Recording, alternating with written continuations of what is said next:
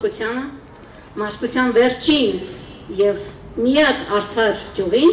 որից և սկսվեց նոր քաղաքակրթությունը, ուրեմն այդ լեռը նաև մեծ կտա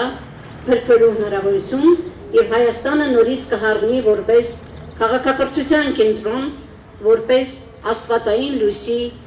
ընկալման, ընդունման և ամբողջ աշխարհի համար տարածման կենտրոն։ Ինչու ստեղծվեց 5165 շարժումը։ Երբ որ եղավ չարաբաստիկ նոյեմբերի 9-ը, մենք բոլորս հասկացանք, որ խաբված ենք դաժանաբար, խաբված ենք սարքած պատերազմի, պայմանավորված պատերազմի պատճառով, սարքած ենք արդեն վաղուց մեր հայրենիք ներխուժած և հայրենիքի հանձնմանը միտված թշնամական իշխանության պատճառով, խաբված ենք, դավաճանված ենք և դատապարտված ենք կորցնելու հայրենիք, եթե ոտքի չկանգնենք և ինչպես մեր զավակները պայքարեցին անգամ իրենց կյանքով, մենք էլ չպայքարենք այդ հայրենիքի համար։ Դեռևս հունվար ամսից ձևավորվեցին տարբեր նախաձեռնություններ, տարբեր մասնագիտական խմբեր, որոնք սկսեցին մշակել ծրագրեր ապագա Հայաստանի կառուցման համար։ Մեզ թվում էր, թե այս դաժան հարվածից հետո մենք կարող ենք և պարտավոր ենք հրաժեշտ տալու անցյալին և անցյալի ուրվականները այլևս չեն վերադառնալու և չեն հիշվելու մեզ։ Բայց պարզվեց, որ մենք սխալվել ենք, անգամ այդ պատերազմը նրա համար էր կազմակերպված, որ հնարավորություն ու միջոցներ տա նորից վերադարձնելու անցյալը, համախմբվել են և որոշել են պայքարի մեջ մտնել, այո, մենք գիտենք շատ հզոր ուժերի դեմ, որոնք ունեն և շատ ավելի մեծ միջոցներ, ֆինանսներ, մարդկային ռեսուրս, բայց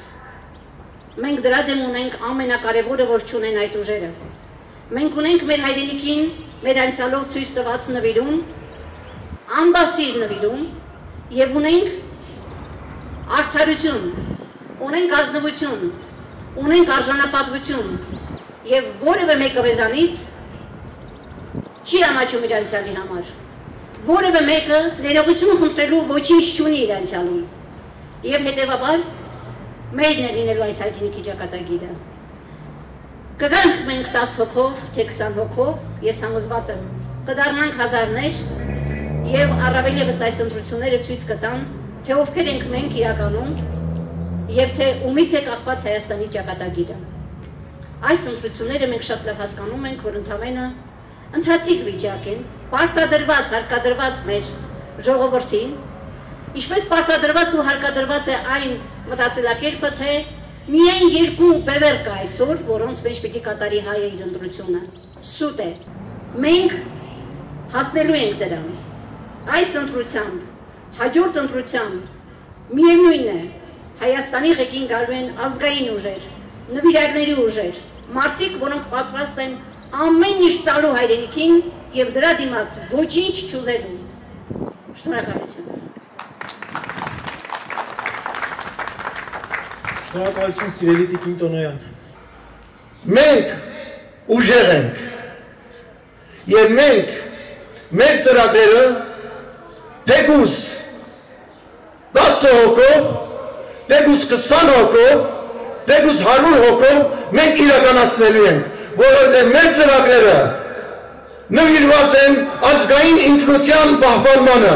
ազգային հզոր պետություն ստեղծելուն։ Գեթե Հայաստանը, գեթե հայ ժողովուրդը, գեթե հայոց բանակը, գեթե Արցախը։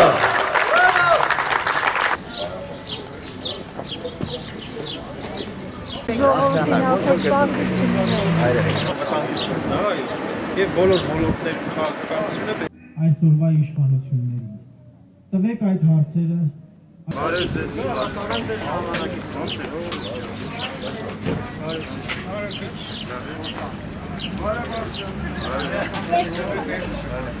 ձեզ։